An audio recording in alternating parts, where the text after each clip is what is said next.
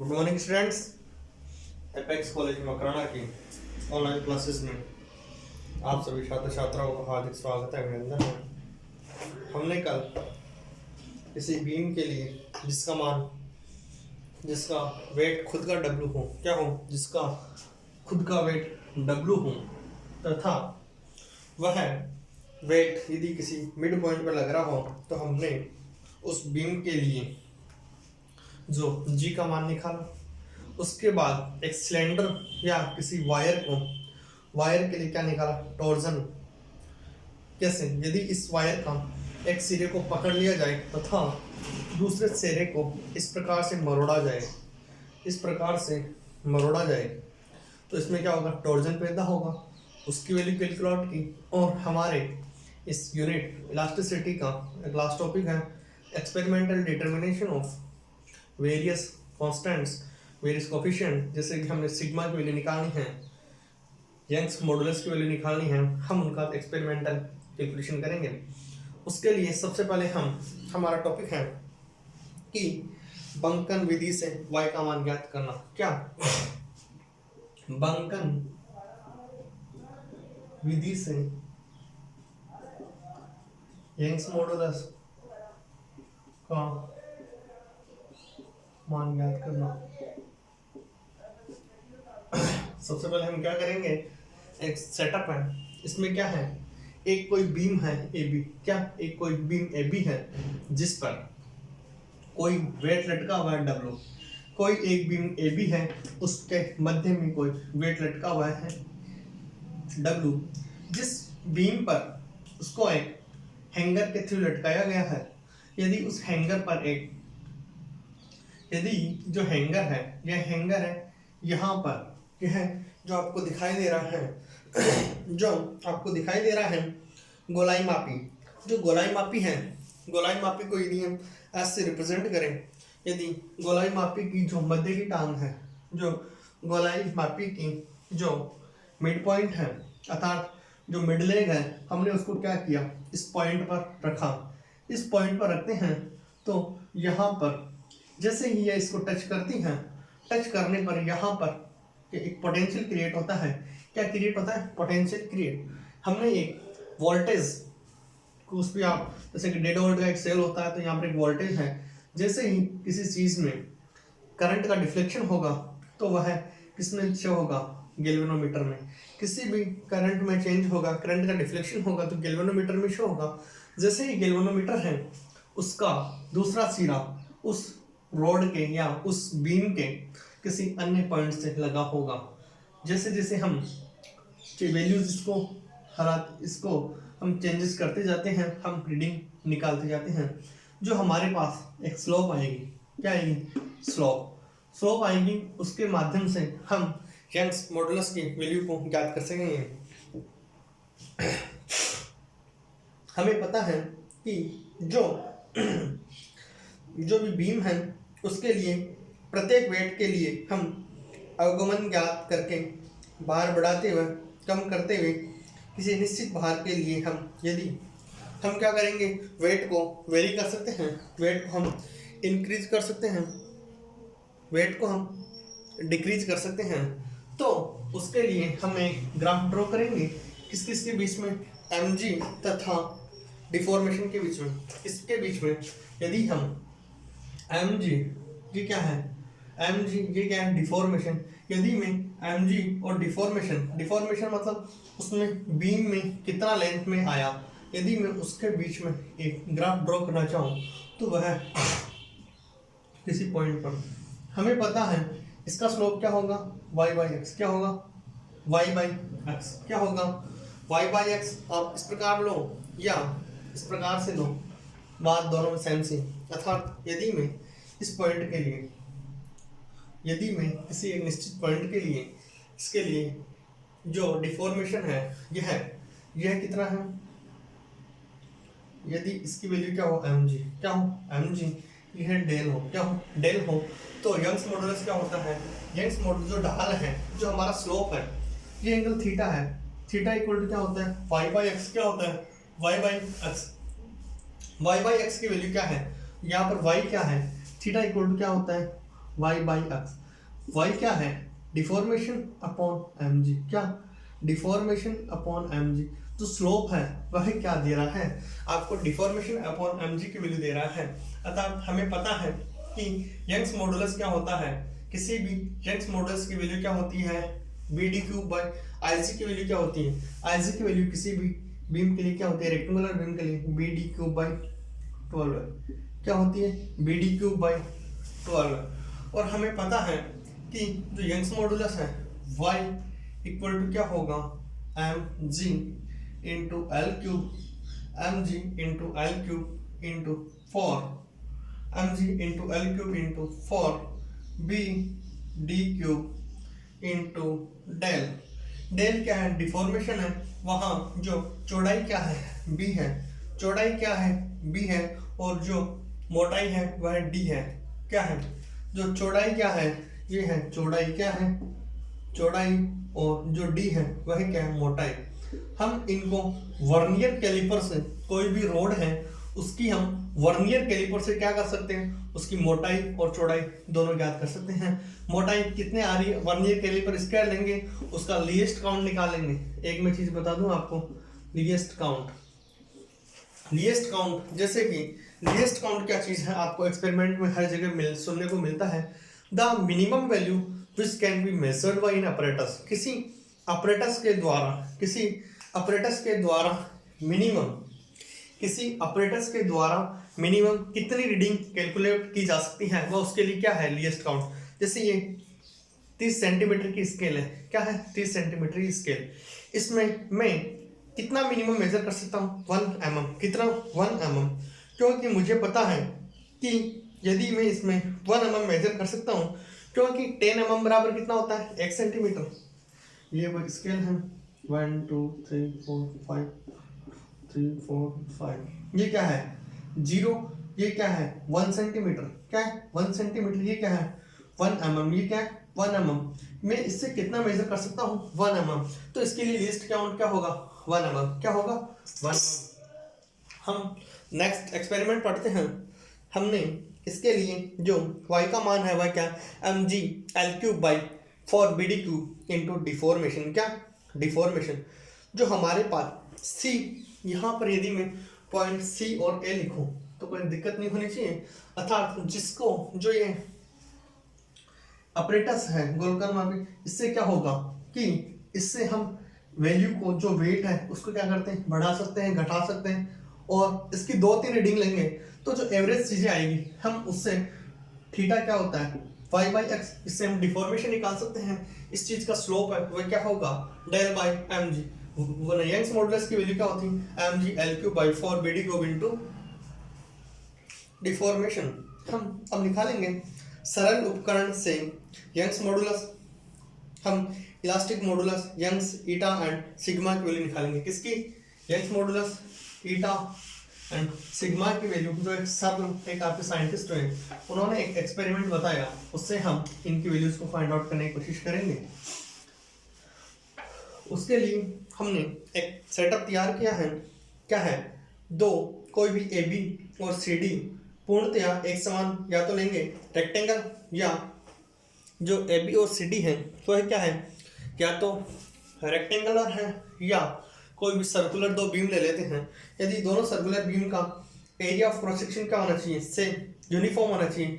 अर्थात यूनिफॉर्म होने का मतलब है कि जो रोड है, जैसे ये है, इसकी जो लंबाई है यहाँ पर सेम, इधर मोटाई सेम। ये सर्कुलर भी हो सकती है और रेक्टेंगुलर अर्थात आयताकार या वृत्ताकार दोनों हो सकती है। इन दोनों के जो भी सेंटर्स हैं, हम उनको यदि दो नाम दें, कौन कौन से, यदि जो सेंटर्स है, इसका सेंटर क्या है रोड का, E, एंड इसका क्या है F। यदि हम इन दोनों रोड के सेंटर्स पे क्या करें, कोई प्रायोगिक तार से क्या कर दें, इनको कस दें। जैसे कि मैं आपको समझाना चाहूँगा कि ये दो रोड्स हैं, सपोज कीजिए ये दो रोड्स इस प्रकार से हैं। यदि मैं इसको यहाँ से बांध दूँ एंड इसको यहाँ से बांध दूँ तो कुछ चीज़ इस प्रकार से होगी। देखो, यदि मैं इन दोनों को इस प्रकार किसी एक्सपेरिमेंटल वायर से कस दूं, तो जब दोनों धागों को बिना बटे धागों की सहायता से दृढ़ता से कस दिया जाता है तो ये क्या होती है, एक दूसरे के पैरेलल। जैसे मैं आपको दिखाया, ये दोनों लाइन से एक दूसरे क्या है, पैरेलल। यदि इसको ऐसे बांधो, इसको ऐसे बांधो, ये क्या है, दोनों क्या है, पैरेलल लाइंस है। हमें पता है कि जब ए और बी का सिरा, जो ए बी का सिरा है, जो समान दूरी पर दूसरी खींचकर देखते हैं तो हम देखते हैं कि EF एक वृत्ताकार चाप पर घूम जाता है। देखो, यदि मैं E और F को देखूं, जैसा कि हमने देखा, अगेन देखेंगे, एक रोड इस प्रकार से है, ये E है, ये F है। यदि मैं EF को मिलाने की कोशिश करूंगा तो ये क्या होगा, एक वृत्ताकार। कौन सा, EF क्या होगा, जिसका एक EF क्या होगा, एक वृत्ताकार पथ में जो चाप है उसकी तरह हमें दिखाई देगा। यदि हम देखते हैं कि जब दोनों के मध्य क्या होगा, बल आघूर्ण, क्या होगा, मोमेंट होगा, क्या होगा, मोमेंट होगा, तो वह क्या करने लग जाएगी, जब इन दोनों रोड्स के मध्य क्या होगा, मोमेंट होगा, तो क्या करने लग जाएगी, दोलन। क्या करने लग जाएगी, दोलन। क्या करने लग जाएगी, दोलन। क्या, जब यह रोड्स यदि दोलन करने लग जाए तो हमें पता है जो इनके बीच एंगल है वह कितना है। यदि मैं इसको एंगल को थीटा मानूं तो ये पूरा कितना होगा, थीटा प्लस थीटा कितना होगा, 2 थीटा। कोण बराबर क्या होता है, चाप बटा त्रिज्या। कोण बराबर क्या होता है, चाप बटा त्रिज्या। जो हमने रेडियस कितनी मानी, थीटा को क्या लिखेंगे, थीटा यहाँ पर कितना है, 2 थीटा। चाप कितना है, EF। क्या है, EF। कोण बराबर चाप बटा त्रिज्या EF बटा रेडियस क्या है, R। क्या है, अर्थात 2F L बराबर क्या हो गया, R d थीटा। L बराबर क्या हो गया, यदि EF की लंबाई L हो, यदि EF की लंबाई L हो तो L इक्वल टू क्या हो गया, EF इक्वल टू क्या हो गया, इधर देखना, EF इक्वल टू क्या हो गया, EF इक्वल टू हो गया 2 theta into R। EF equal to क्या माना, L इक्वल टू क्या हो गया, 2 थीटा R। क्या, L इक्वल टू क्या आ गया, L इक्वल टू आ गया R 2 थीटा। यदि मैं उस वक्र की त्रिज्या निकालना चाहूं जिससे तार मुड़ गया है, यदि हम इस रेडियस निकालना चाहें तो रेडियस इक्वल टू क्या आएगा, रेडियस इक्वल टू आएगा आपने L/2 थीटा। क्या आएगा, L/2 थीटा। अर्थात यदि हम रेडियस की कैलकुलेट करना चाहें जिसके सहारे तार मुड़ा है, ये तार मुड़ा है, ये रेडियस, ये कितनी होगी, R equal to L/2 theta. ठीक है, इसमें किसी को डाउट नहीं होना चाहिए। हम जो बेंडिंग मोमेंट के कारण प्रत्येक क्षण पर जो बल आरोपित होगा, जो आरोपित बल आघूर्ण क्या होता है, जो हमें पता है G इक्वल टू क्या होता है, IG into Y/R। IG equal to क्या होता है, G इक्वल टू क्या होता है, IG into Young's modulus, Young's modulus, ये यंग्स मॉडुलस है, अपॉन R। यदि मैं इसमें किसी भी तार के लिए IG इक्वल टू क्या होता है, किसी भी तार के लिए IG की वैल्यू क्या होती है, पाई R 4/4। क्या होता है, पाई R की पावर 4/4 होती है। यदि मैं इसमें वैल्यूज को पुट करता हूँ, क्या, यदि ध्यान देना, मैं इसमें G इक्वल टू पुट करता हूँ, G इक्वल टू क्या होगा, IG की जगह क्या लिखूंगा, पाई R की power 4 into Young's modulus by R। ठीक है, यदि मैं स्मॉल r को लिखना चाहूँ, यदि मैं इसमें स्मॉल r को लिखना चाहूँ तो उसकी वैल्यू क्या होगी, ये होगी, ये आ गया यंग्स मॉडुलस पाई r की पावर, और ये 4 है, ये सॉरी 4, ये भी 4 आएगा। ठीक है, यदि मैं इसमें जो कैपिटल R है, कैपिटल R की जगह क्या लिख सकता हूँ, L/2 थीटा। L क्या लिखूंगा, L/2 थीटा। ठीक है, मैं कैपिटल R की वैल्यू को पुट कर रहा हूँ, देखना G इक्वल टू क्या हो गया, पाई स्मॉल r की power 4 into Young's modulus upon 4, r की वैल्यू क्या है, L/2 थीटा, तो क्या हो जाएगा, 2 थीटा बाई L। क्या होगा, 2 थीटा बाई L, 2 से 4 कैंसिल आउट हो जाएगा, 2 टाइम G इक्वल टू हो जाएगा पाई r की power 4 into Young's modulus upon 12। क्या होगा, पाई r की power 4 into Young's modulus into ये थीटा बच गया।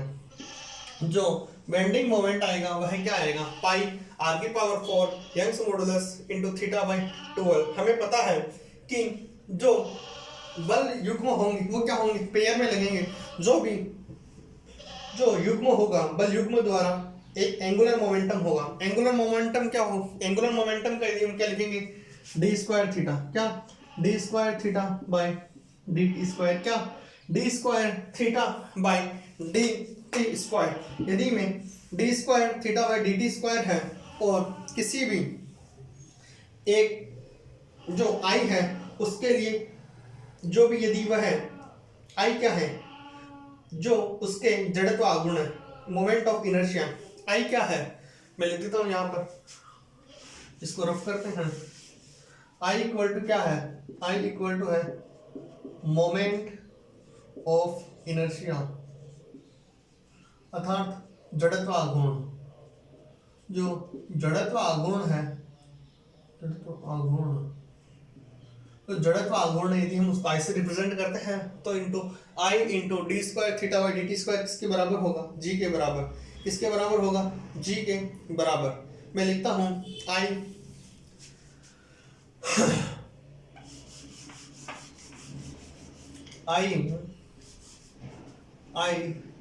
Into D square theta by D T square किसके बराबर होगा, ये पाई आर की power 4 Young's modulus into theta by 12।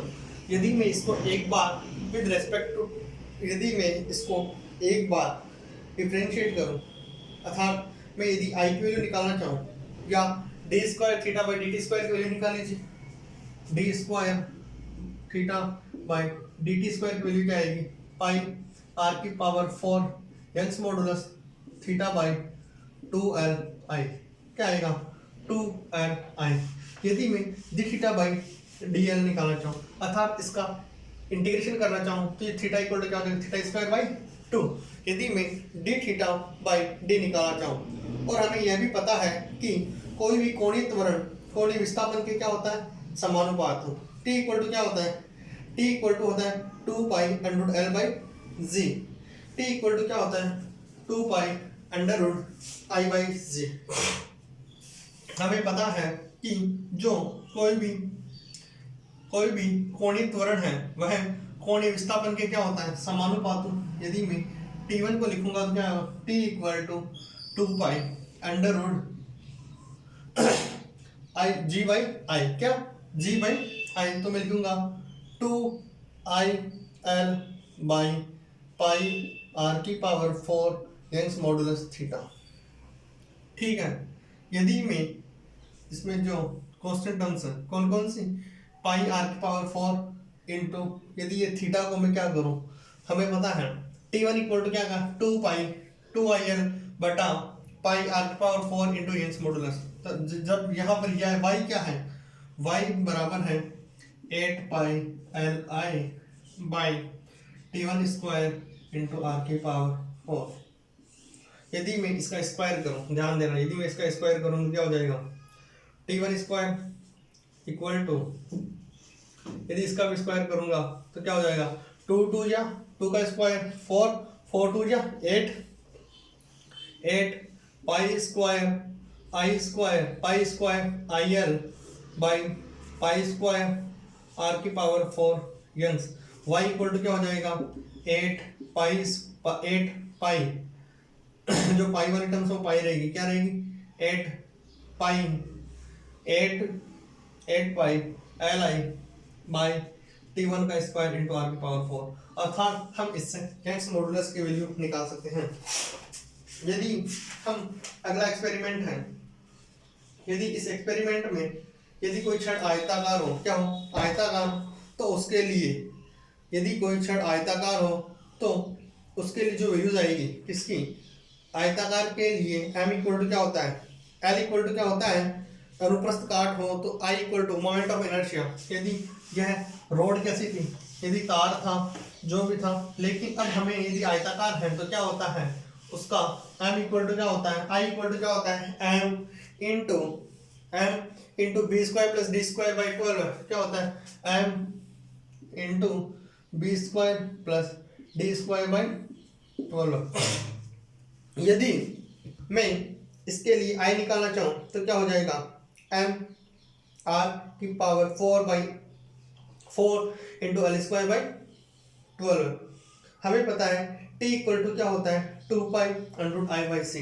T equal to क्या होता है, टी इक्वल टू होता है 2 pi under root I by C. C क्या है, कांस्टेंट है, क्या है सी इक्वल टू होता है ईटा आर की पावर 4, ईटा आर की power 4 by 12, eta pi C equal to क्या होता है, ईटा पाई आर की पावर 4 बाई 12। ठीक है, 12। इससे हम सिग्मा की वैल्यू निकाल सकते हैं, हम ईटा की वैल्यू निकाल सकते हैं। हमारा थर्ड है कि experimental determination of Poisson ratio of A rubber. हमें पता है कि जो भी हम रिलेशंस निकालना चाह रहे हैं किसी ना किसी चीज़ की हेल्प से निकालना चाह रहे हैं। यहाँ पर हमने देखा कि यदि कोई रोड कैसी हो, रेक्टेंगुलर हो, तो उसके लिए क्या होगा, m into B square plus D square by 12। इसी प्रकार एक एक्सपेरिमेंट और बचा आपके पॉइजन रेशियो, उसको आप खुद कर सकते हैं। उसमें मैं आपको बेसिक आइडिया देता हूँ कि कोई भी रबड़ है, उसकी क्या होती है, रेंज होती है। उसको हम निकालने के लिए क्या करेंगे, एक सिस्टम लेंगे, उसमें क्या होगा, 1 मीटर कोई भी लंबी होलो ट्यूब ले लेंगे, उसके निचले सिरे पर क्या कर देंगे, वायुरोधी कर देंगे। वायुरोधी करने के बाद हम क्या करेंगे, हुक पर एक बाट रख देंगे। क्या करेंगे, हुक पर बाट रख देंगे, और बाट रखने के बाद हम क्या करेंगे, उसकी नलिका की लंबाई में क्या कर सकते हैं, वृद्धि कराई जा सकती है। जो यदि हुक है, हमें पता है रबड़ की जो नलिका है उसका एरिया क्या होता है, पाई डी स्क्वायर बाई 4। तो रबड़ की नली लेंगे, उसका एरिया क्या होगा, पाई डी स्क्वायर बाई 4, क्योंकि डी क्या है, डायमीटर है, डी डायमीटर है। और वॉल्यूम क्या होता है, वॉल्यूम बता दूं मैं आपको सीधा सा, वॉल्यूम इक्वल टू होता है एरिया इनटू हाइट। एरिया क्या है, पाई डी की power 4 D square by 4 into L. यदि ये वॉल्यूम है, यदि यह वॉल्यूम है तो डीवी कैसे निकालेंगे, हम डिफरेंशिएशन करेंगे किस किस के रिस्पेक्ट में, एक बार डी के रिस्पेक्ट में, एक बार एल के रिस्पेक्ट में। इससे हम क्या निकालेंगे, सिग्मा निकालेंगे। क्योंकि हमें पता सिग्मा इक्वल टू क्या होता है, सिग्मा इक्वल टू होता है lateral strain upon longitudinal. Sigma equal to क्या होता है, lateral strain upon longitudinal strain. Very easy.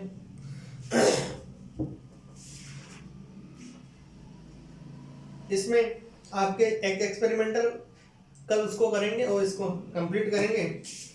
मैं अगेन आप सभी छात्र छात्राओं का एपेक्स कॉलेज मकराना परिवार की तरफ से बहुत बहुत आभार व्यक्त करता हूँ। And again thank you so much.